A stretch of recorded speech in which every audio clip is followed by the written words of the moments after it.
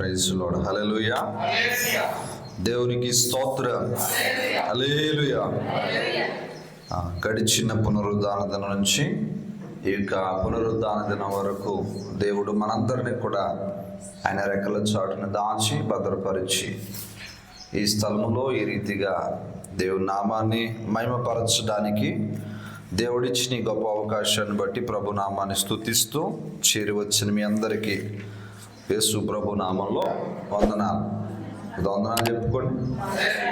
దేవునికి స్తోత్రం. హల్లెలూయా. పరిశుద్ధ గ్రంథం నుంచి ఒక వాక్యాన్ని జ్ఞాపకం చేసుకుని ఈనాటి ధ్యానాన్ని మనం ముందు కొనసాగించుకుందాం. పరిశుద్ధ గ్రంథం నుండి యోబు గ్రంథము 27వ అధ్యాయము. యోబు గ్రంథము 27వ అధ్యాయము 6వ వాక్యం చదువుకుందాం. నా నీతిని విడువక గట్టిగా పట్టుకొందును, నా ప్రవర్తన అంతటి విషయములో నా హృదయము నన్ను నిందింపదు. దేవునికి స్తోత్రం. హల్లెలూయా. ఈ మాట ద్వారా దేవుడు మనతో మాట్లాడేలాగా ఒక చిన్న ప్రార్థన చేసుకుందాం. కృపా సత్య సంపూర్ణుడా, ప్రేమ కలిగిన మా దేవా, ఇదిగో తండ్రి, ఈ పునరుద్ధాన దినాన్ని ఎంతవరకు పాటల్లో, ఆరాధనలో, ఇదిగో తండ్రి కీర్తనలో మహిమ పొందిన తండ్రి, ఇకపై ఉన్న సమయమంతా నీ చేతులకు సమర్పిస్తున్నాం. నీ మాటను మేమంతా కలిసి ధ్యానిస్తుండగా మా హృదయాలు నీ యొక్క వాక్యమునకు అయా ఇదిగో తండ్రి ప్రభువా ఆకర్షించబడేటట్టుగా సహాయం చేయండి. ఎత్తబడుతున్న ప్రతి మాట మా జీవితాలు నీరు కట్టి ఫలించులాగును నీ సహాయం మాకు అనుగ్రహించండి. దీనుడును అల్పుడును ఏమాత్రం యోగ్యుడును కాను, పరిపూర్ణంగా నన్ను మరుగుపరిచి నీ మాట నీ స్వరం మా కొరకు దయచేయమని యేసు నామం పేరట అడుగుచున్నాం తండ్రి, ఆమేన్. దేవునికి స్తోత్రం. హల్లెలూయా. పరిశుద్ధ గ్రంథంలో ఈ చదవబడిన మాటను మనం ఒకసారి చూసినట్లయితే భక్తుడని యోబు మాట్లాడుతున్నాడు. దేవునికి స్తోత్రం. నా నీతిని విడువక నేను గట్టిగా పట్టుకొందును, నా ప్రవర్తన అంతటి విషయంలో నా హృదయం నన్ను నిందింపదు. దేవునికి స్తోత్రం. ఈ మాటలు యోబు గారు ఎలాంటి సందర్భంలో మాట్లాడుతున్నారంటే మనందరికీ బాగా పరిచయమైన మాటలు ఇవి. దేవునికి స్తోత్రం. హల్లెలూయా. హల్లెలూయా. తన స్నేహితులు తన దగ్గరకు వచ్చారు. యోబు పరిస్థితిని చూసి యోబును ఆదరించవలసిన స్నేహితులు, యోబును ధైర్యపరచవలసిన స్నేహితులు ఏం చేస్తున్నారయ్యా అంటే యోబును వ్యతిరేకిస్తున్నారు. యోబుతో మాట్లాడుతున్న మాటలు, ఇదిగో నీ జీవితంలో ఏదో పాపం చేసి ఉంటావు, అందుకనే ఎక్కడో ఉండవలసిన వాడు నువ్వు కిందకి పడిపోయావు, ఎక్కడో ఒక ఉన్నతమైన ప్రదేశంలో ఉండవలసిన వాడు నువ్వు ఈరోజు వీధిని పడిపోయావు, ఊజు దేశంలోనే గొప్ప ధనవంతుడిగా పిలువబడే నీవు ఎక్కడికి వచ్చేసాడట? వీధిలోనికి వచ్చేసావు. దానికి గల కారణం ఏంటో తెలుసా? నువ్వేదో తప్పు చేస్తుంటావు, నువ్వేదో పాపం చేస్తుంటావు అని అంటుంటే ఆ 27వ అధ్యాయం ప్రారంభం నుంచి చూస్తే అక్కడ మంచి మాట మాట్లాడతాడు యోబు. యోబు ఇంకనూ ఉపమాన రీతిగా ఇట్లనెను, నా ఊపిరి ఇంకనూ నాలో సంపూర్ణముగా ఉండుటను బట్టి దేవుని ఆత్మ నా నాసికారంధ్రములో ఉండుటను బట్టి దేవునికి స్తోత్రం. ఇక్కడ దేవుడి పరీక్ష అని యోబు గ్రహించాడు. ఇది నా దగ్గర ఉన్న సమస్తాన్ని తీసేసుకున్నాడు దేవుడు, నా యొక్క పరిస్థితి అంతటినీ మార్చేశాడు. ఇదంతా కూడా ఎవరి వల్ల జరుగుతుంది అని అంటే ఇది దేవుడు నన్ను పరీక్షిస్తున్నాడు. దేవునికి స్తోత్రం. హల్లెలూయా. ఎలాంటిదంట పరిస్థితి? దేవుడు పరీక్షిస్తున్నాడు. అసలు పరీక్షించే సమయం ఎలాంటిదయ్యా?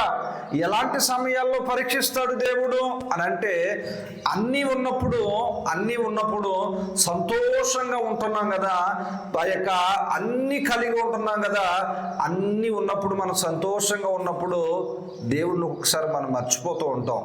కానీ దేవుడు ఎలాంటి పరిస్థితుల్లో పరీక్షిస్తాడో తెలుసా? నీ కష్టకాలంలో నిన్ను పరీక్షిస్తాడు, నువ్వు నిలవబడతావా లేదా అని. దేవునికి స్తోత్రం.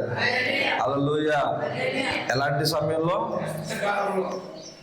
నువ్వు ఎక్కడైతే నిలవబడలేవు అని అనుకుంటావో, నువ్వు ఎక్కడైతే తప్పిపోతావు అని అనుకుంటావో, అలాంటి సందర్భాలను నీ జీవితంలోనికి తీసుకొచ్చి నిన్ను పరీక్షిస్తాడట. దేవునికి స్తోత్రం. హల్లెలూయా. యోబును కూడా అలాగే పరీక్షించాడు దేవుడు. సాతాను పందెం వేస్తున్నాడు, అన్ని ఇచ్చావు కనుక నిన్ను స్తుతిస్తున్నాడు కనుక ఒక్కసారి అన్ని తీసేయి, అప్పుడు ఏం చేస్తాడో చూద్దాం అని అంటే, యోబు మీద దేవునికి నమ్మకం ఉందంట. యోబుకు దేవుని మీద నమ్మకం ఉండడం కాదు, కానీ యోబు మీదే దేవునికి నమ్మకం ఉంది. ఆయన అంటున్నాడు, ప్రాణము తప్ప. ఏమంటున్నాడు? ప్రాణము తప్ప మరి ఏదైనా తీసేసుకో. అతని ప్రాణం మీద నీకు ఎలాంటి అధికారం కూడా లేదు అని చెప్పినప్పుడు సమస్తాన్ని కోల్పోయాడు యోబు. సమస్తాన్ని కోల్పోయి వీధిన పడిపోయాడు. అప్పటి వరకు ఒక మంచి ఉన్నతమైన సాక్ష్యం కలిగిన యోబు,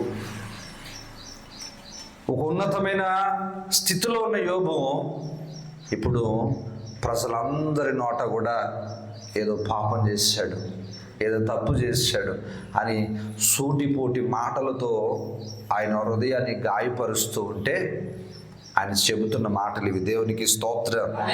హల్లెలూయా, హల్లెలూయా.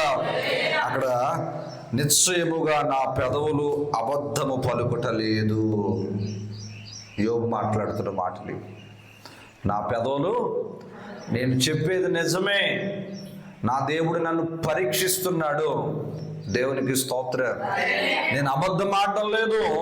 అక్కడ నా నాలుక మోసమును నచ్చరించట్లేదు, అంటే మోసపూరితమైన మాటలు నా నాలుక మాట్లాడడం లేదంటున్నాడు. నేను ఏ స్థితిలో ఉన్నానో ఆ స్థితిని బట్టి నేనేం బాధపడడం లేదు. ఎందుకో తెలుసా? నన్ను దేవుడు పరీక్షిస్తున్నాడు. దేవునికి స్తోత్రం. హల్లెలూయా, హల్లెలూయా. అక్కడ కిందకు వస్తే ఇంకో మంచి మాట ఉంటుంది చూడండి. మీరు చెప్పినది న్యాయమని నేను మాత్రము కూడా ఒప్పుకోను. వాళ్ళు ఏమంటున్నారు? నువ్వు పాపం చేసావు, నువ్వు తప్పు చేసావు అని అంటున్నారు అందరూ కూడా. కానీ యోబు దాన్ని ఏమాత్రం ఒప్పుకోవడం లేదు. ఎందుకని? యోబు ఏ తప్పు చేయలేదని ఎవరికి తెలుసు? దేవుడికి తెలుసు, తన హృదయానికి తెలుసు. అందుకనే తన హృదయానికి తెలుసు, దేవుడికి తెలుసు. మరణమగు వరకు నేనేమాత్రము యథార్థతను విడవను. యోబు మాట్లాడుతున్న మాటలు చూసారా?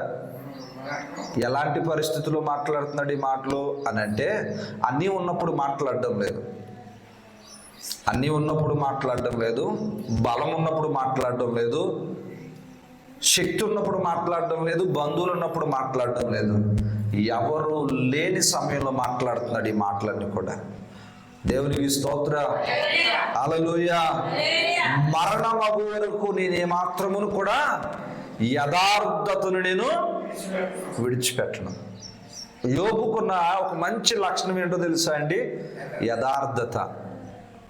ఆయన యథార్థ వర్తనుడు అని బైబిల్లో రాయబడి ఉంది, మొదటి అధ్యాయంలోనే. అంటే యథార్థంగా వ్యాపారం చేసే వ్యక్తి. ఏంటంట? అసలు మోసం అనేది తన యొక్క వ్యాపారంలో కానీ, వ్యాపారం చేసేవాళ్ళు ఎన్ని మాటలు మాట్లాడతారు చెప్పండి? చెప్పండి. వ్యాపారం చేసేవాళ్ళు ఎన్నో మాటలు మాట్లాడతారు. అందులో చాలా వరకు ఏముంటాయి? అబద్ధం, మోసమే ఉంటుంది. దేవునికి స్తోత్రం. హల్లెలూయా. చాలాసార్లు పెద్ద పాస్టర్ గారు కూడా చెప్పేవారు ఏంటయ్యా అంటే, వ్యాపారం చేసేవాళ్ళు తక్కిళ్ళు జాగ్రత్తగా ఉంచుకోండి, మీ తూనికరాలు జాగ్రత్తగా ఉంచుకోండి అని చెప్తుండేవారు. ఎందుకని? అక్కడ కూడా మనం యథార్థంగా ఉండాలి. మన ప్రవర్తన ఎప్పుడు కూడా యథార్థతను పోగొట్టుకోకూడదు. నీ మరణము అయ్యేంత వరకు నువ్వు ఎప్పుడైతే క్రీస్తును అంగీకరిస్తావో, ఎప్పుడైతే ప్రభువును నువ్వు రక్షకునిగా అంగీకరిస్తావో, అప్పటి నుంచి నీ యొక్క జీవితం ఈ ఊపిరి ఉన్నంత వరకు కూడా యథార్థతను కాపాడుకుంటూ ఉండమన్నారు. దేవునికి స్తోత్రం. హల్లెలూయా, హల్లెలూయా. యోబును దేవుడు ఆశీర్వదించాడు. మోసపూరితమైన మాటలతోనో, మోసపూరితమైన లేదా ఆ యొక్క వ్యాపారముతోనో కాదు, కానీ తన యథార్థతను బట్టి దేవుడు ఏం చేశాడట? వర్ధిల్లింపజేశాడని బైబిల్ గ్రంథంలో రాయబడింది. దేవునికి స్తోత్రం. హల్లెలూయా, హల్లెలూయా, హల్లెలూయా. చూడండి, నా నీతిని విడువక నేను గట్టిగా పట్టుకుంటాను. ఏమన్నాడు తెలుసా? భార్య వచ్చి అంటుంది, ఎందుకయ్యా, ఎందుకు? అన్నీ పోయినాయి కదా, కన్నబిడ్డలు చనిపోయారు, ఆస్తి పోయింది, నిన్ను ప్రేమించేవారు దూరం అయిపోయారు, ఇంకా నీ మేలు కోరొచ్చిన నీ స్నేహితులు కూడా నిన్నేం చేస్తున్నారు? నిందిస్తున్నారు కదా. ఇప్పుడు ఎందుకయ్యా ఇంత భక్తి? ఇంక ఇప్పుడు కూడా భక్తి భక్తి అని చచ్చిపోతున్నావేంటి అని అంటే, యోబు నిజమే కదా అని మనసులో కూడా అనుకోలేదంట. ఏంటి? అక్కడ బైబిల్లో స్పష్టంగా ఉంది. ఏమంట? ఆయన హృదయం అట నిబ్బరంగా ఉందంట. దేవునికి స్తోత్రం. హల్లెలూయా. అసలు హృదయంలో తప్పుగా ఉన్న ఆలోచనే లేదు. నిజంగా ఆశ్చర్యకరమైన మాట ప్రియమైన దేవుని బిడ్డలారా. ఈ మాట, ఇన్ని మాటలు అంటున్నా మనకి ఎక్కడో ఒక చోట నిజమే కదా, దేవుడు మనల్ని విడిచిపెట్టేసాడు కదా, దేవుడు మనల్ని ప్రార్థన అంటలేదు కదా, మందిరానికి వెళ్ళడం వ్యర్థమే అనుకున్న ఆలోచన చాలా మంది ఉంటాం. కానీ ఎంత కోల్పోయినా, ఎంత దీనస్థితికి వెళ్ళిపోయినా కూడా యోబు అంటున్నాడు, నేనేమాత్రం కూడా నా నీతిని విడవను. దేవునికి స్తోత్రం. హల్లెలూయా, హల్లెలూయా. ఎందుకు యోబు అంత గట్టిగా చెప్పగలుగుతున్నాడు అని అంటే, యోబు చెబుతున్న మాట ఏంటో తెలుసా? నా విమోచకుడు సజీవుడు. అంటే నా విమోచకుడు ఇంకా బ్రతికే ఉన్నాడు, నన్ను ఇంకా బ్రతికిస్తూ ఉన్నాడు, నన్ను ఉన్నతమైన స్థలములో మరలా నిలవబెడతాడని చెప్పి. దేవునికి స్తోత్రం. హల్లెలూయా, హల్లెలూయా. ప్రియమైన దేవుని బిడ్డలారా, ఈ యొక్క పునరుద్ధాన దినాన్ని ప్రభు మన అందరితో మాట్లాడుతున్న మాట ఏంటో తెలుసా? ఈరోజు ప్రతి కుటుంబంలోనూ కష్టం అనేది సంభవిస్తూ ఉంది. అది దేవుని పరీక్షను గ్రహించగలిగితే, ఈరోజు దేవుడు నిన్ను పరీక్షిస్తున్నాడని నువ్వు గ్రహించగలిగితే, ఆ గ్రహింపుతో నువ్వు నీ నీతిని విడవకుండా బ్రతకగలుగుతావు. చాలామంది ఇంటి పక్కన వాళ్ళు, చుట్టుపక్కల వాళ్ళు వచ్చి, దేవుణ్ణి నమ్ముకుంటే నీకు ఏమొచ్చిందమ్మా, దేవుణ్ణి నమ్ముకోకముందే నువ్వు చాలా బాగున్నావు. ఎలాగంట? దేవుణ్ణి నమ్ముకోకముందే నువ్వు చాలా బాగున్నావు, దేవుణ్ణి నమ్ముకున్న తర్వాత ఉన్నాయన్నీ పోయినాయి అని అంటే మన మనసులో ఏమనిపిస్తుంది తెలుసా? ఆ టయానికి నిజమేనేమో అనిపిస్తుంది, నిజమేనేమో అనిపిస్తుంది. దేవునికి స్తోత్రం. హల్లెలూయా, హల్లెలూయా. నాకు తెలిసిన ఒక తల్లి ఉంది, దేవుణ్ణి నమ్ముకోకముందు తన చేతిలో చాలా ధనం ఉండేది, చాలా మంచి ఆరోగ్యం కలిగి ఉండేది, తను ఒక ఉన్నతమైన స్థితిలో ఉండేది. దేవుణ్ణి నమ్ముకోకముందు. దేవుణ్ణి నమ్ముకున్న తర్వాత దేవుడు పరీక్షించడం ప్రారంభించాడు, శోధించడం ప్రారంభించాడు. అసలు ఉన్నప్పుడు పరీక్షించడం కాదు, లేనప్పుడు పరీక్షించి నిలవబడతారా నిలవబడలేరా అని పరీక్షించడం ప్రారంభించాడు. ఇప్పుడు వాళ్ళ పరిస్థితి ఎలా ఉంది అంటే, తినడానికి ఇప్పుడు సరైన తిండి లేదు, సరి అయిన తిండి లేదు. కానీ ఒకప్పుడు 10 మందికి అన్నం పెట్టే పని. ఎవరైనా ఇంటికి వెళ్తే ఆదరించి పంపేవాళ్ళు తప్ప వాళ్ళు ఎప్పుడు కూడా ఈరోజు మా ఇంట్లో భోజనం లేదని కానీ, లేకపోతే ఎవరైనా అమ్మ మాకు ఇవాళ వంటకు బియ్యం లేవంటే ఇంట్లో నుంచి బియ్యం తెచ్చిచ్చే మనిషి, అంత మనిషి ఈరోజు తానే బియ్యం అడుక్కునే స్థితికి వచ్చేసింది. అయినా చాలామంది అన్నారు, నువ్వు దేవుడు నమ్ముకుని ఏం పొందుకున్నావు?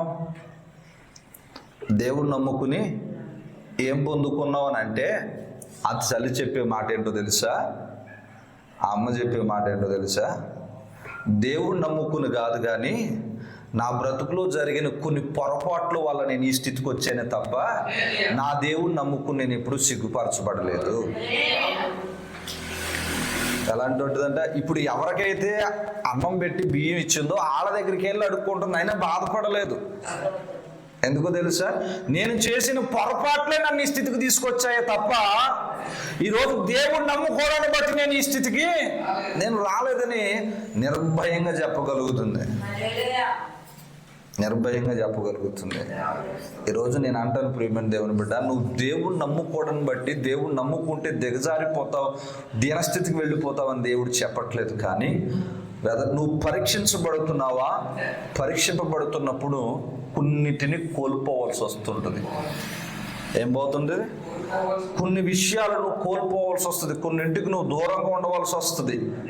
కొన్నిసార్లు ఆనందానికంటే ఎక్కువగా దుఃఖానికి దగ్గరగా ఉండవలసి వస్తుంది.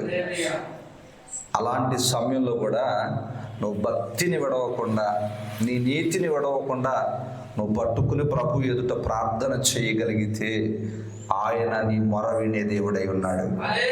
దేవునికి స్తోత్రం. హల్లెలూయా, హల్లెలూయా.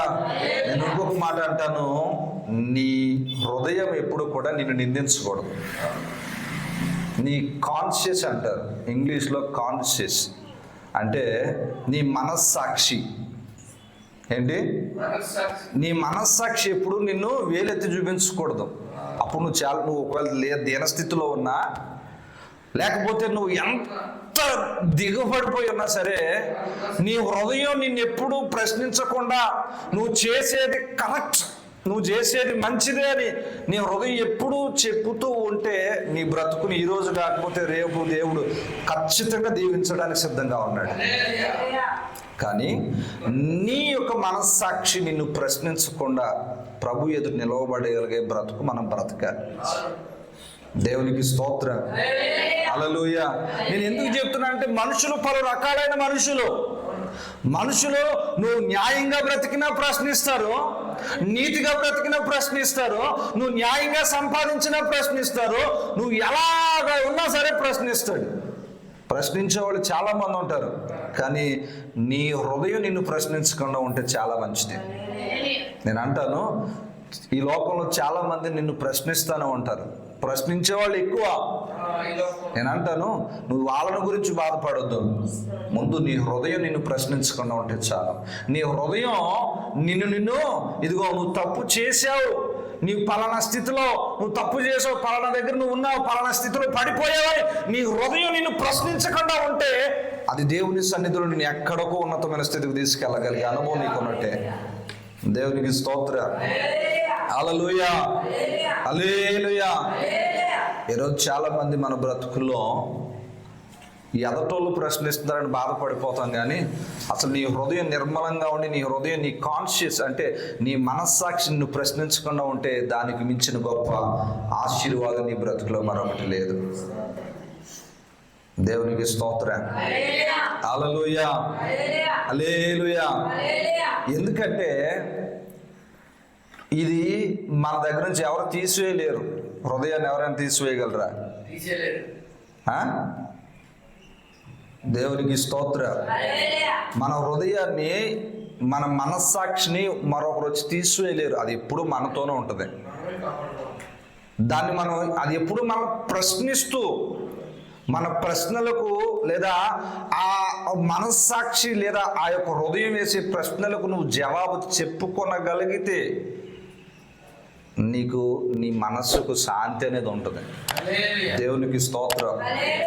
లేని పక్షాన మన పరిస్థితుల్లో ఎన్నో ప్రతికూలతలు వస్తూ ఉంటాయి, ఎన్నో ఇబ్బందులు వస్తూ ఉంటాయి. ఆ ఇబ్బందుల్లో మనం పడిపోయేవారిగా ఉంటాం. దేవునికి స్తోత్రం. హల్లెలూయా. యోబు నా హృదయం నన్ను ఎప్పుడు కూడా నిందించలేదు అని స్పష్టంగా చెబుతున్నాడు. ఎందుకో తెలుసా? అతడు మాట ద్వారా నేను, తలంపు ద్వారా నేను పాపము చేయని వాడై ఉన్నాడు. మనమైతే ఏం చేస్తాం? పైకి బాగానే భక్తిలో మాట్లాడినా లోపల మాత్రం ఏం చేస్తామంటే నిజమే నిజమే అని అనుకుంటాం. దేవునికి స్తోత్రం. హల్లెలూయా. ఈరోజు చాలా మంది అలాంటి అనుభవంలో ఉండిపోయే ఆశీర్వాదం అనేది వారు పొందుకోలేకపోతున్నారు.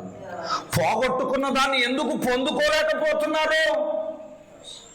యోబు పోగొట్టుకున్నాడే, రెట్టింపు పొందుకున్నాడే అని వాగ్దానం ఎత్తి మరి ప్రార్థన చేస్తున్నావు కదా, మరి నువ్వెందుకు పొందుకోలేకపోతున్నావు అని అంటే నేను చెప్పగలుగుతున్నాను వాక్యం ద్వారా, ప్రియమైన దేవుని బిడ్డ, నువ్వు నీ యొక్క స్థితిని లేదా నీ నీతిని నువ్వు విడిచిపెట్టేసావేమో. ఒకవేళ నీ హృదయం నిన్ను నిందిస్తుందేమో. ఇప్పుడు వరకు చదువుకుని ఈ మాటలు ఒకసారి మీరు జ్ఞాపకం చేసుకోండి. యథార్థతను పోగొట్టుకున్నావేమో. నువ్వు దేని కొరకైనా ప్రారంభించావు, నువ్వు దేని విషయంలో నువ్వు ముందుకు వెళుతున్నావు, నీ ప్రారంభం ఎక్కడుంది, ఇప్పుడు నీ ప్రయాణం ఎక్కడుంది అనేది మనం చాలా జాగ్రత్తగా మనం పరిశీలించుకోవాలా. ఒకవేళ నేను ఏదైనా తప్పు చేశాను అనుకోండి, ఒకవేళ నేను ఏదైనా తప్పు చేశాను అని అనుకోండి, నా హృదయం నన్ను ఖచ్చితంగా ఏం చేస్తుంది? ప్రశ్నిస్తుంది. ఎందుకో తెలుసా? నన్నే కాదు, ప్రతి ఒక్కరిని ప్రశ్నిస్తుంది. ఇది తప్పు. కొందరు దీని మాట వినకుండా మూర్ఖంగా వెళ్ళిపోతారు, కొందరు దీని మాట విని లోబడతారు. లోబడిన వాడు అక్కడి నుంచి దీవెనలోకి వెళతాడు. మూర్ఖంగా ముందుకు వెళ్ళినవాడు వాడి యొక్క పరిస్థితులను చేజారుతున్నట్టే. దేవునికి స్తోత్రం. హల్లెలూయా, హల్లెలూయా. ఈరోజు వాక్యమైన దేవుడు మనతో మాట్లాడుతున్న మాట ఏంటో తెలుసా ప్రియమైన దేవుని బిడ్డలారా? దేవుడు నీ నీతిని విడవద్దు అంటున్నాడు. రెండవది, నీ హృదయము యథార్థంగా ఉండాలి. అది నిన్ను ఎప్పుడు ప్రశ్నించేదిగా ఉండకూడదు. నువ్వు చేసే పనికి ఇది తప్పు అని ఏలెత్తి చూపించేదిగా హృదయం ఉండకూడదు. జనులు బోలంతమంది నిన్ను నచ్చినప్పుడు ఒకలాగా, నచ్చినప్పుడు ఒకలాగా మాట్లాడతారు. కానీ నీ హృదయం అలా కాదు, ఎప్పుడు ఒకేలా మాట్లాడుతుంది. దేవునికి స్తోత్రం. హల్లెలూయా. అదే యోబుని అన్నారు, ఊజు దేశంలోని గొప్ప ధనికుడు, భోజనం అందరికీ సమృద్ధి అయిన ఆహారం పెట్టేటోడు, అందరినీ బాగా చూసుకునేవాడు. అప్పుడు గొప్పోడు అన్నారు. వీధిని పడిపోయిన తర్వాత ఆఖరికి మంచినీళ్ళు ఇవ్వడానికి కూడా ఒకడు సహాయం లేడట. దేనికి? మంచినీళ్ళు ఇవ్వడానికి కూడా యోబుకి ఎవరో కూడా సహాయం చేయలేకపోయారు. దేవునికి స్తోత్రం.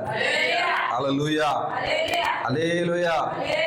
చూడండి, మనందరికీ బాగా తెలిసిన ఒక వ్యక్తి గురించి పరిచయం చేస్తారు. మన భారతదేశానికి ఇటలీ నుంచి వచ్చి కలకత్తా అనే నగరములో ఒక కుష్ఠరోగుల మధ్య సేవ ప్రారంభించింది. ఎవరి మధ్య? కుష్ఠరోగుల మధ్య సేవ ప్రారంభించింది.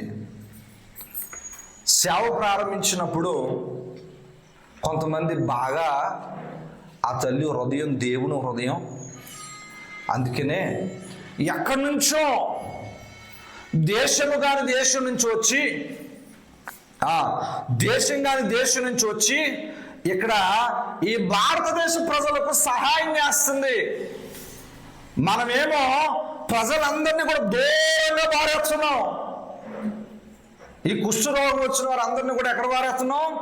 దూరంగా పారేస్తున్నాం. ఈ తల్లి ఏమో వాళ్ళ దగ్గరికి వెళ్ళి సేవ చేస్తుంది అని ప్రారంభంలో ఈ తల్లి చేసిన పనికి మెచ్చుకున్నారు. తరువాత ఈ తల్లికి కొంచెం సహాయం అవసరమై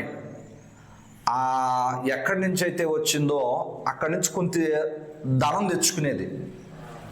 ఇక్కడ మనోళ్ళు మాటలతో పెట్టేవారు కానీ, మాటలతో సహకరించేవారే కానీ తినడానికి భోజనం కానీ వాళ్ళకి ఏ విధమైన వసతులు కల్పించలేకపోయేవారు. ఇప్పుడు ఆ తల్లి ఏం చేసిందయ్యా అంటే, తను ఎక్కడి నుంచి వచ్చిందో, ఏ మిషనరీ నుంచి వచ్చిందో అక్కడికి వెళ్ళి కొంత సొమ్మును పోగేసుకుని మరలా ఈ భారతదేశానికి వచ్చి అక్కడ వసతులన్నీ కూడా సమకూర్చేది. రాను రాను ఆమె పరిచర్య విస్తరించింది. ఆమె యొక్క పరిచర్య విస్తరించడం ప్రారంభించబడింది. ఇప్పుడు ప్రజలు అనుకుంటున్నారు, ఈవిడి చాలా డబ్బు తినేస్తుంది. ఎవరో కాదండి, మదర్ తెరీసా గురించి మాట్లాడుతున్నాను. కొన్ని కోట్ల రూపాయలు మన భారతీయులు పేరు చెప్పి ఇవి తినేస్తుంది అన్నారు. ఇదే ప్రజలు ప్రారంభంలో ఏమన్నారు? నేను చేయలేని పని, నా బిడ్డలకు నేను చేయలేని పని తల్లి చేస్తుంది, చాలా గొప్పది అన్నారు. కానీ ఎప్పుడైతే ఆ వసతులు కల్పించాలని బయటికి వెళ్ళి తన యొక్క ఇంటికి వెళ్ళి అక్కడి నుంచి సొమ్ము తీసుకొచ్చి, డబ్బు తీసుకొచ్చి ఈ ప్రజలందరికీ పంచిపెట్టి అక్కడ అందరికీ ఆ వసతులన్నీ సమకూర్చిందో, ఎక్కడి నుంచి డబ్బు వచ్చేస్తుంది, ఈవిడ చాలా డబ్బులు మన పేరు మీద తినేస్తుంది అని ప్రారంభించారు. కానీ ఆ తల్లి చెప్పిన స్టేట్మెంట్ ఏంటో తెలుసా? నేను చేసే పనిలో నేను నిజాయితీగా ఉన్నాను. నా హృదయం నన్ను ఎప్పుడు నిందించలేదు, నా హృదయం నన్ను ఎప్పుడు ప్రశ్నించలేదు. కాబట్టి నా దేవుని ఎదుట నేను యథార్థంగా బ్రతుకుతున్నాను అని చెప్పింది. దేవునికి స్తోత్రం. హల్లెలూయా, హల్లెలూయా. మన భారతదేశానికి వచ్చినప్పుడు చాలా మంది ఆమెను ప్రశ్నించారు. చిన్నపిల్లల దగ్గర ఆ తల్లి పడుకుని పిల్లలందరికీ పరిచయం చేస్తుంటే ఆ తల్లి యొక్క ఆ మనస్సును బట్టి చాలామంది మార్చబడ్డారు. ఒకరోజట వీళ్ళందరూ కూడా, కొంతమంది ఈ వ్యతిరేకస్తులుగా ఉన్నవారు అందరూ కూడా రాత్రి కాలపు వేళలో ఆ తల్లిని చంపడానికి వెళ్ళారట. అందరూ కూడా కిటికీల కాడ నుంచి చూస్తున్నారు, ఏం చేస్తుంది ఈవిడ, బయటికి ఎప్పుడు వస్తుందా అని. ఇంతలో ఒక చిన్న పిల్లోడు విరోచనం చేసుకున్నాడట. మోషన్ అయిపోయింది. మనం ఏం చేస్తాం? నువ్వు సొంత కన్నబిడ్డ అయినా చేతి ఎత్తగలవా? అర్జెంటుగా బయటకు వచ్చి చేటో చీపురో తెచ్చుకుని ఎత్తుతాం. కానీ వెంటనే ఆ పక్కనే పడుకున్న చిన్నపిల్లల మీదకి వెళ్ళిపోతుందని చెప్పి ఆ తల్లి 2 చేతులతో తీసి కడగడం ప్రారంభించిందంట. కిటికీలోంచి చూస్తున్న ఈ యొక్క సందర్భాన్ని చూస్తున్న ఆ ప్రజలు, ఆ 2 వ్యక్తులు కూడా మార్చబడి ఆ రోజు ఆ పరిస్థితిని చూసి, ఈ తల్లి మన కొరకు ఎంతో చేస్తుంది, ఇలాంటి తల్లిని మనం చంపడానికి వచ్చామని చెప్పి వారు ఆ రోజే మార్చబడి ప్రభువుని అంగీకరించారట. దేవునికి స్తోత్రం. నేను ఎందుకు చెప్తున్నానంటే, ఈ మాటలు ప్రశ్నించేవాళ్ళు 10 రకాల మనుషులు, ప్రశ్నించే వాళ్ళు 10 రకాలుగా ఉంటారు. కానీ నీ నీతిని నువ్వు విడవకుండా నీ యథార్థ హృదయంతో దేవుని ఎదుట నువ్వు నమ్మకంగా నిలవబడగలిగితే పోగొట్టుకున్న దాన్ని ప్రభు నీకు డబలుగా ఇస్తాడు. దేవునికి స్తోత్రం. పోగొట్టుకున్న దాన్ని నీకు రెట్టింపు దేవుడిస్తాడు. దేవునికి స్తోత్రం. హల్లెలూయా, హల్లెలూయా. అదే యోబు జీవితంలో జరిగింది. అయ్యా యోబు, నువ్వు ఎలాగో ఇక రెట్టింపు పొందుకున్నావు అని అడిగితే యోబు చెబుతున్న మాట ఇది: నా దేవుడు నన్ను పరీక్షిస్తున్నాడని నేను గ్రహించాను. ఏం చేస్తున్నాడని? దేవుడు నన్ను పరీక్షిస్తున్నాడని నేను గ్రహించాను కాబట్టి నేను నా మాటలో కానీ మోసపూరితమైన మాట నా నాలుకలోంచి ఎప్పుడు బయటికి రాలేదు. నా యథార్థత ఎప్పుడు నా హృదయాన్ని విడిచి వెళ్ళిపోలేదు. నా హృదయం నన్ను ఎప్పుడు ప్రశ్నించలేదు నువ్వు చేస్తుంది తప్పు అని. అందుకనే నా నీతిని నేను పట్టుకున్నాడట. దేవునికి స్తోత్రం. హల్లెలూయా, హల్లెలూయా. నీతిని గట్టిగా పట్టుకున్నాడట. దేవుని సన్నిధిలో రెట్టింపు ఆశీర్వాదం పొందుకున్నాడు. దేవునికి స్తోత్రం. హల్లెలూయా, హల్లెలూయా. ఈరోజు నీవు నేను కూడా ఎన్నో మాటలు పాడుతూ ఉంటాం, ఎన్నో మాటలు వినాల్సి వస్తూ ఉంటుంది. కానీ వాటన్నిటిని గురించి నువ్వు లెక్క చేయని అవసరం లేదు. నీ హృదయం నిన్ను ప్రశ్నిస్తుందా, లేదా నీ హృదయం నువ్వు చెప్పేది కరెక్ట్ అంటుందా లేదా అది చూసుకోవడం అంతే.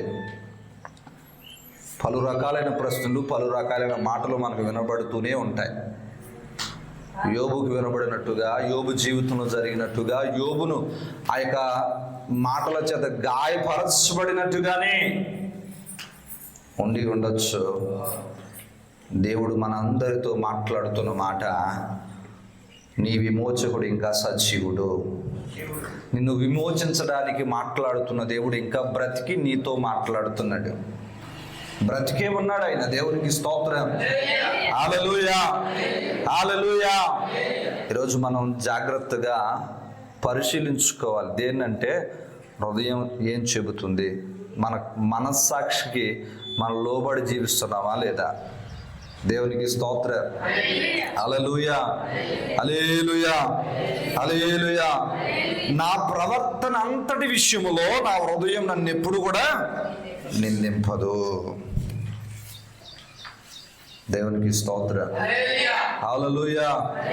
దేవుడు మనతో ఈ పునరుద్ధాన దినాన్ని ఈ మాటలు ఎందుకు మాట్లాడుతున్నాడు అని అంటే, కోల్పోయిన దాన్ని బట్టి బాధపడుతున్నాం, మన దగ్గర నుంచి విడిచిపెట్టిన వాటిని గురించి బాధపడుతున్నాం, మనం వదులుకున్న వాటి గురించి బాధపడుతున్నాం.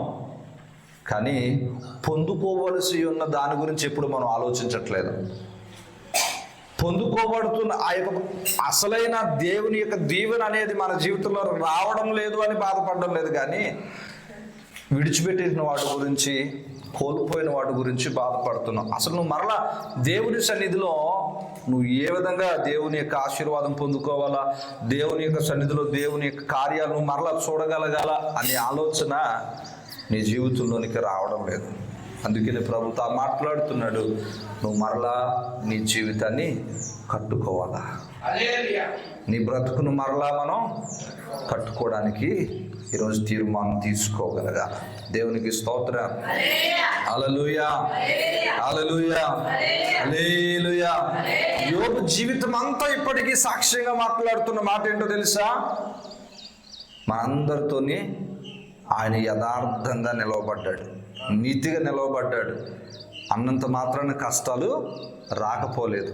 కష్టాలు వస్తాయి. ఎవరికి వస్తాయి అంటే కష్టాలు నీతిగా నిలవబడినోడికి వస్తాయి. నీతిగా నిలవబడినోడికి వస్తాయి. చాలామంది ప్రశ్నిస్తున్నారు, ఏంటయ్యా అంటే, దేవుడు నమ్ముకోలేని వాళ్ళు, అన్యాయంగా ఉండేవాళ్ళు ఎక్కువ సంపాదిస్తున్నారండి.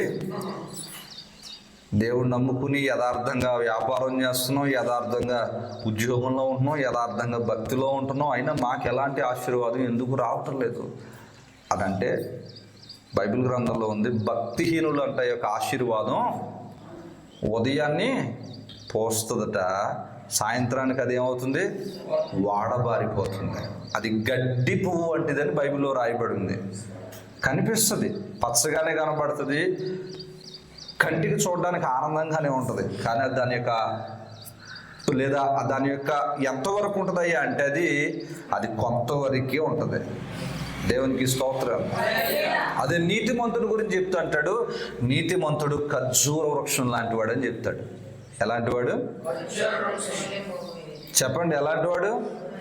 నీతిమంతుడు ఖర్జూర వృక్షం. అది ఎలాంటిదయ్యా అంటే, ఖర్జూర వృక్షం గురించి చాలాసార్లు చెప్పాను. నీతిమంతుడు ఎందుకు ఖర్జూర వృక్షంతో పోల్చబడ్డాడు అని అంటే, ఆ ఖర్జూర వృక్షం అనేది ఎక్కడ పడితే అక్కడ బ్రతకదు. మనం తెచ్చేసుకుంటే బ్రతుకుతుంది, అది బ్రతుకుదు. అది ఎక్కడ ఉంటుంది అంటే ఎడారి ప్రాంతాల్లో ఉంటుంది. నీతిమంతుడితో ఎందుకు పోలుస్తున్నాడయ్యా అంటే, నీతిమంతుడు ఎండిపోయిన అనుభవంలో కూడా బ్రతకగలిగిన వాడు నీతిమంతుడు. ఎలాంటి అనుభవంలో? అసలు నిర్జీవమైన స్థలములో, నిర్జీవమైన ప్రతికూల పరిస్థితుల్లో కూడా బ్రతకగలిగిన వాడు నీతిమంతుడు. అందుకనే నీతిమంతుడిని దేవుడు ఆ ఖర్జూర వృక్షంతో పోలుస్తున్నాడు. దేవునికి స్తోత్రం. ఖర్జూర వృక్షం ఆ చెట్టు వేసిన వెంటనే ఫలము రాదు. అదే గడ్డి గడ్డి మొక్క అయితే వెంటనే పచ్చగా కనబడుతుంది, దాని పువ్వు లేకపోతే దానికి సంబంధించింది ఏదో వెంటనే కనబడుతుంది. ఇప్పుడు చూడండి, చినుకులు పడతాయి, చెట్లు ఎలా వెంటనే వచ్చేస్తాయి చెప్పండి? చెట్లు మొక్కలు తుప్పలు ఎలా వచ్చేస్తాయి? అదే జామ చెట్టు పడుతుంది కదా. ఇప్పుడు వర్షాలు వచ్చింది, చినుకులు పడినాయి, ఆ మొక్కలు వెంటనే వచ్చేసినాయి, భలేగా వచ్చేసినాయి అని ఉంచుతావా? నువ్వు ఏం చేస్తావు? పీకేస్తాం. ఎందుకది మనకు పనికిరాదు. దేవునికి స్తోత్రం. అలాగే కొంతమంది ఫలిస్తూ ఉండొచ్చు, దేవుణ్ణి నమ్ముకోకపోయినా అన్యాయంగా బ్రతికినా కొంతమంది పచ్చగా వెళ్ళవచ్చు.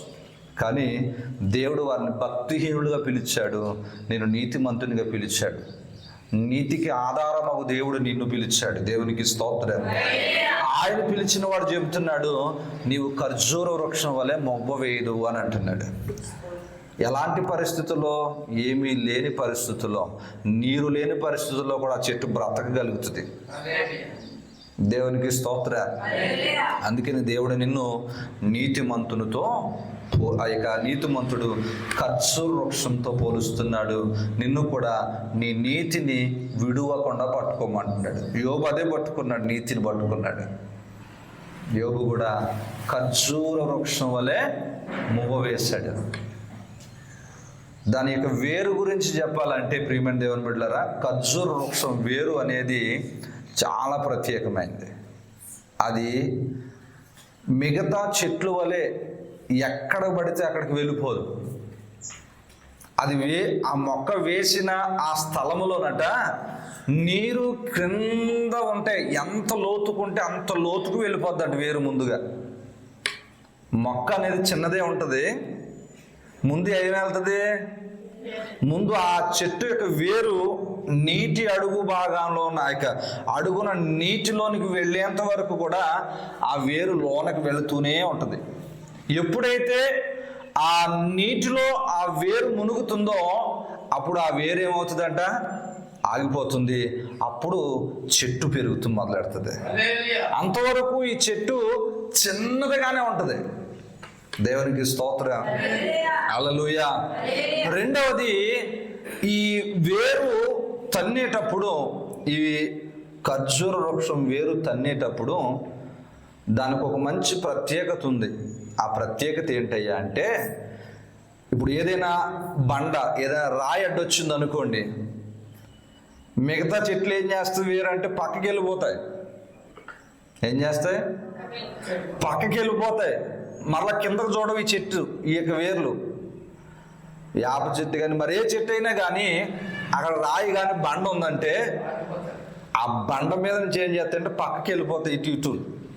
కానీ ఈ ఖర్జూర చెట్టు యొక్క వేరు అలా కాదట, బండను సైతం చేర్చగలిగి వెళ్తుందట. రెండవదిగా, ఇది గమ్యముకు చేరే వేరై ఉన్నది. దేవునికి స్తోత్రం. మనం కూడా కష్టాలు వస్తాయి, బాధలు వస్తాయి, ఇబ్బందులు వస్తాయి, అనారోగ్య పరిస్థితులు వస్తాయి, కొన్ని ప్రతికూలమైన వాతావరణాల్లో మనం వెళ్ళవలసి వస్తుంది. అలాంటి వాతావరణంలో కూడా నిలవబడి ఆ మన వేరు లోనికి తన్నితేనట, చూడండి, నీరులో ఉన్న వేరు యొక్క చెట్టు యొక్క ప్రకాశవంతమైన ఫలం వేరుగా ఉంటుంది, నీటిలోనికి వెళ్ళని వేరు యొక్క ఫలము వేరుగా ఉంటుంది. దేవునికి స్తోత్రం. అందుకనే దేవుడు మన అందరినీ ఏమన్నాడు తెలుసా? నీటి యోట ఎవరైనా నాటబడిన మొక్కలు చెట్లుగా పోలుస్తున్నాడు. దేవునికి స్తోత్రం. హల్లెలూయా. ఇప్పుడు నేను అంటాను, అసలు పాస్టర్ గారు ఈరోజు మాకు నేర్పించవలసిన పాఠం ఏంటి అని అడిగితే, నీ నీతిని నువ్వు గట్టిగా పట్టుకోవాలా? చెప్పండి. మనం మొదటగా మనం నీతిని కాపాడుకోవాలా. రెండవది, మన యథార్థతను ప్రారంభంలో ఏ యథార్థంగా బ్రతికామో ఇప్పుడు కూడా అలాగే బ్రతకాలి. మూడవది, నీ హృదయము నిన్ను ప్రశ్నించకుండా నువ్వు బ్రతకాలి. దేవునికి స్తోత్రం. చెప్పండి, మూడు చెప్పండి. మొదటిది, నీతిని మనం గట్టిగా పట్టుకోవాలి. రెండవది, యథార్థతను కాపాడుకోవాలా. మూడవది, హృదయం నిన్ను, నీ మనస్సాక్షి నిన్ను ప్రశ్నించకూడదు, నువ్వు తప్పు చేస్తావు అని నిన్ను ప్రశ్నించకుండా ఈ 3 అనుభవాలు నీ జీవితంలో ఉంటే నేను అంటాను, ఈరోజు నువ్వు ఎంత కిందనున్నా దేవుడు నీకు ఇచ్చే సమయం ముందు నిన్ను ఉన్నతమైన స్థలంలో దేవుడు నిన్ను నిలవబెడతాడు. హల్లెలూయా. నేను అందుకేం చెప్తాను, ఎవ్వరి మాట నువ్వు లెక్క చేయని అవసరం లేదు. అలాగే పాస్టర్ గారు చెప్పారు, మా ఇంట్లో తల్లిదండ్రుల మాట లెక్క చేయక్కర్లేదు అని అనుకోకండి. అంటే నిన్ను ప్రశ్నిస్తున్న వాళ్ళ మాట నువ్వు లెక్క చేయని అవసరం లేదు. నీకు మంచి చెప్పేవాళ్ళ మాట గురించి కాదు. ఎవరో ఏదో అన్నారని నువ్వు బాధపడొద్దు. నువ్వు బాధపడాల్సింది ఏదైనా ఉంది అంటే దేవుని సన్నిధిలో కోల్పోయిన వాటి గురించి నువ్వు బాధపడంతే. దేవునికి స్తోత్రం. హల్లెలూయా. యోబు ఏది మాట్లాడినా వాక్యానుసారంగానే మాట్లాడాడు. వాళ్ళ స్నేహితులే కానీ, తన భార్యే కానీ, మరి ఎవరొచ్చినా నోటి మాటతో దోషము చేయని వాడు ఎవరైనా ఉన్నాడండి భూమి మీద? లేడే, లేరు. ఎందుకు చెప్తున్నారంటే ఈరోజు సేవ చేస్తున్న వాళ్ళు లేదా స్వార్థికులుగా ఉన్నవాళ్ళు కూడా ఎక్కడ మాట ఎట్టుకెళ్ళి అక్కడ చెప్తున్నారు. చెప్పింది ఉన్నట్టు చెప్పట్లేదు. వీళ్ళు కూడా మరొక 4 వేసి ఉత్తన్నం పెట్టేస్తే బాగోదు కదండి పాస్టర్ గారు, కొంచెం కూర కలపాలి అన్నట్టుగా ఏం చేస్తున్నారంటే ఇక్కడ మాట్లాడిన మాట ఇక్కడ మాట్లాడిన కష్టం మరి ఇది ఎక్కడికి వెళ్ళిపోతుందయ్యా అంటే ఎక్కడికైతే వెళ్ళకూడదు అక్కడికి వెళ్ళిపోతుంది. నాలుక మోసపూరితమైన మాటలు కూడా, నేను విశ్వాసుల గురించే కాదు, చాలా మంది సేవకులు కూడా మాట్లాడుతున్నారు. మనిషి దగ్గర ఒక మాట, మనిషి వెళ్ళిన తర్వాత ఒక మాట మాట్లాడి చాలా మంది ఉన్నారు. జాగ్రత్తగా వాక్యం తెలియపరుస్తున్న మాట, జాగ్రత్త, నీ నాలుక నుండి మోసపూరితమైన మాట రాకూడదని దేవుడు వాక్యం చెబుతుంది. దేవునికి స్తోత్రం. ఈరోజు నువ్వు ఏ విషయంలోనైనా సరే నీ నోటి నుంచి ఏ విధమైన మాట రాకూడదు, మోసపూరితమైన మాట రాకూడదు. దేవునికి స్తోత్రం. హల్లెలూయా. నువ్వు అవునంటే కాదంటే కాదంతే. దేవునికి స్తోత్రం. హల్లెలూయా, హల్లెలూయా. ఇప్పుడు చాలా మంది నేనేం చెప్తున్నానంటే, ఇప్పుడు నా దగ్గరికి వస్తారు, ఎవరో కష్టం గురించి చెప్తారు. పాస్టర్ గారు నా కష్టం ఇదండి, ప్రార్థన చేయండి. నా పరిస్థితి ఇదండి, ప్రార్థన చేయండి. బయటకు చెప్పుకోలేక ఎవరికి చెప్తారు? తల్లిదండ్రుల స్థానంలో ఉన్న ఆత్మీయ తల్లిదండ్రులకు చెప్తారు. అవునా? ఇప్పుడు వీళ్ళు ఏం చేస్తున్నారయ్యా అంటే ఇది అట్టుకెళ్ళి ఎక్కడ పెడుతున్నారు? ఏదో బాగా మాటను ఇంటి పుట్టెట్టుకెళ్ళి ఈదిలో పెడుతున్నారు. సంఘం అంటే ఏంటి? నేను చాలాసార్లు చెప్పాను, సంఘం అంటే కుటుంబం లాంటిది. కుటుంబానికి ఒక తండ్రిగా లేదా కుటుంబానికి ఒక తల్లిగా నేను ఎన్నుకుని నీతో ఏదైతే కొన్ని విషయాలు తన కుటుంబీకులతో కూడా పంచుకోలేని సంగతులను దైవజనుడికి, దైవజనురాలకు లేదా నిన్ను నమ్మి చెబుతున్నారు అంటే నువ్వు ఎంత జాగ్రత్తగా వాటిని హృదయంలో ఉంచుకుని వారి కొరకు నువ్వు ప్రార్థన చేయాలో ఒకసారి ఆలోచన చేయి. కానీ చాలామంది ఇలా ఈ మనసులో పెట్టుకోవట్లేదు, కానీ ఎక్కడ పడితే అక్కడ చెప్తున్నారు పరిస్థితి గురించి, ఇలా ఉంది ఎలా ఉంది అని. నేను అంటాను, ప్రియమైన దేవుని బిడ్డ, మన మాట, మన నాలుక నుంచి వచ్చే మాట మోసపూరితంగా ఉండకూడదు. నిన్ను నమ్మే కదా చెప్పారు వాళ్ళు, అవునా కదా? ఇప్పుడు ఏదైనా ఒక విషయం వాళ్ళ ఇంట్లో వాళ్ళకి, వాళ్ళ లేకపోతే భర్తకో పిల్లలకో లేకపోతే భార్యకో చెప్పలేని సంగతి నాకు చెబితే అది నేను బట్టుకెళ్ళి విశ్వాసులు అందరికీ చెప్తే ఎలా ఉంటుంది? బాగుంటుందా? నేను అంటాను, నేను కూడా ఏమైనట్టు, నా యథార్థతను కోల్పోయినట్టే. నేను కూడా దేవుని ఎదుట నమ్మకాన్ని కోల్పోయిన వాడినే. దేవునికి స్తోత్రం. హల్లెలూయా, హల్లెలూయా. నేను అందుకనే చెప్తాను, ఎవరైనా నీ దగ్గర చిన్న మాట చెప్పారు అంటే దాన్ని హృదయంలో దాచుకుని వారి కొరకు నువ్వు ప్రార్థన చేయాలి తప్ప వారి గురించి మనం ఎక్కడ బయట మాట్లాడకూడదు. దేవునికి స్తోత్రం చెప్పండి. హల్లెలూయా. ఈరోజు యోబు అనే ఒక వ్యక్తి గురించి మాట్లాడుతూ దేవుడు చెబుతున్నాడు, ఆయన ప్రతి మాట కూడా దేనితో మాట్లాడాడట? వాక్యాన్ని ఆధారం చేసుకుని మాట్లాడాడు. దేన్ని ఆధారం చేసుకుని మాట్లాడాడు? వాక్యాన్ని ఆధారం చేసుకుని మాట్లాడాడు. ఈరోజు నీ మాట వాక్యాన్ని ఆధారం చేసుకునేదైతే, లేదా నీ ప్రవర్తన ఈరోజు వాక్యాన్ని ఆధారం చేసుకున్నదైతే, నీ బ్రతుకులో దేవుడు దీనిలో నుంచి వచ్చే గొప్ప ఆశీర్వాదాలు నీకు ఇస్తాడు. దేవునికి స్తోత్రం. హల్లెలూయా, హల్లెలూయా, హల్లెలూయా. ఈరోజు నీ భక్తి నీకు ధైర్యం పుట్టిస్తుంది, నువ్వు వాక్యాన్ని ఆధారం చేసుకుని బ్రతికితే. దేవునికి స్తోత్రం.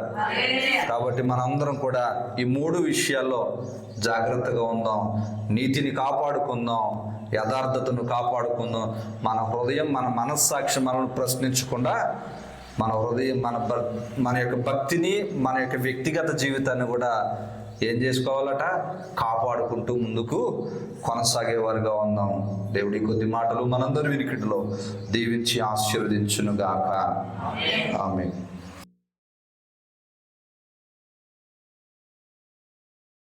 బట్టి ఒకసారి మనం మన హృదయాలను పరిశీలించుకుందాం.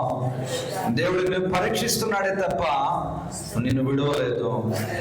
దేవుని సన్నిధిలో నువ్వు పరీక్షించబడుతున్నప్పుడు నీ నీతిని నువ్వు కాపాడుకునే వారిగా నువ్వు ఉండాలి, యథార్థతను కాపాడుకునే వారిగా ఉండాలి. నీ హృదయం, నీ మనస్సాక్షిని నువ్వు ప్రశ్నించకుండా నువ్వు దేవుని సన్నిధిలో భక్తి చేస్తున్నట్లయితే దేవుడు నీతో మాట్లాడుతున్నాడు. యోబుకు కలిగినట్టుగా కోల్పోయిన ప్రతిదాన్ని దేవుడు నీకు రెట్టింపుగా దేవుడు ఇవ్వబోతూ అన్నాడు. కాబట్టి ప్రార్థన చేద్దాం. ప్రేమ కలిగిన యేసయ్యా నీకు వందనాలు. ఇదిగో తండ్రి, నీ పాద సన్నిధిలో ఇంతవరకు నాయన నీ మాటల చేత మమ్మల్ని బలపరిచినందుకు నీకు వందనాలు. యోబు దీన స్థితిలో అయా ఇదిగో తండ్రి ప్రభువా, ఆదరణ లేని స్థితిలో మాట్లాడిన మాటలు మాకు జ్ఞాపకం సార్. అందరూ బట్టి నీకు వందనాలయ్యా. ఇదిగో తండ్రి ప్రభువా, యోబు అయితే అంటున్నాడయ్యా, నా నీతిని నేను విడవకుండా ఇదిగో నా హృదయము అయా ఏ విషయంలోనూ నన్ను నిందించదు అంటున్నాడయ్యా. యథార్థతను జీవితాంతం కాపాడుకుంటానంటున్నాడయ్యా. అవును తండ్రి, మేము కూడా నీ సన్నిధిలో ఈ 3 విషయాలలో జాగ్రత్తగా ఉంటూ ముందుకు కొనసాగే కృప దయచేయండి. చేరి వచ్చిన ప్రతి బిడ్డను పేరు పేరు చొప్పున దీవించండి, ఆశీర్వదించండి. రాలేని ప్రతి బిడ్డను దయచేత మన్నించి మరలా వచ్చే వారు మేమంతా కలిసి నేను స్తుతించే కృప దయచేయండి. ఇదిగో తండ్రి, మరొకసారి నాయన నీ యొక్క అయా 2 చేతులు ఎత్తి మమ్మల్ని బలపరిచి నీకు సన్నిధిలో నీకు ప్రభువా బలమైన పాత్రగా నిలవబెట్టండి. విన్న ప్రతి మాట నా మా జీవితం నీరు కట్టి ఫలింపచేయండి. బిడ్డలు ప్రేమతో అర్పించిన ప్రతి కానుకను 100 అనుగ్రహించి కానుకను వారి కుటుంబాల్లో అయా ఇదిగో తండ్రి ఫలింపచేసి దీవించి మీ పరిచయంలో వాడుకోనమని సమస్త మహిమ ఘనత నీకే ఆరోపించుకుంటూ యేసు నామమున వేడుకొనుచున్నాం తండ్రి. ఆమేన్. తండ్రి దేవుని ప్రేమ, కుమారుడైన యేసుక్రీస్తు వారి కృప, పరిశుద్ధ ఆత్మిక సహవాసము, సహాయం మనకున్న లోకంలోని సమస్త దేవుని బిడ్డలందరికీ సదాకాలము తోడే నడిపించునుగాక. ఆమేన్. యేసు రక్తమే జయం, ప్రభు యేసు రక్తము జయం, ప్రభు యేసు నామమునకు సంపూర్ణ విజయం కలుగునుగాక. ఆమేన్. అందరికీ వందనాలండి. దేవుడు మిమ్మల్ని అందరినీ కూడా దీవించునుగాక.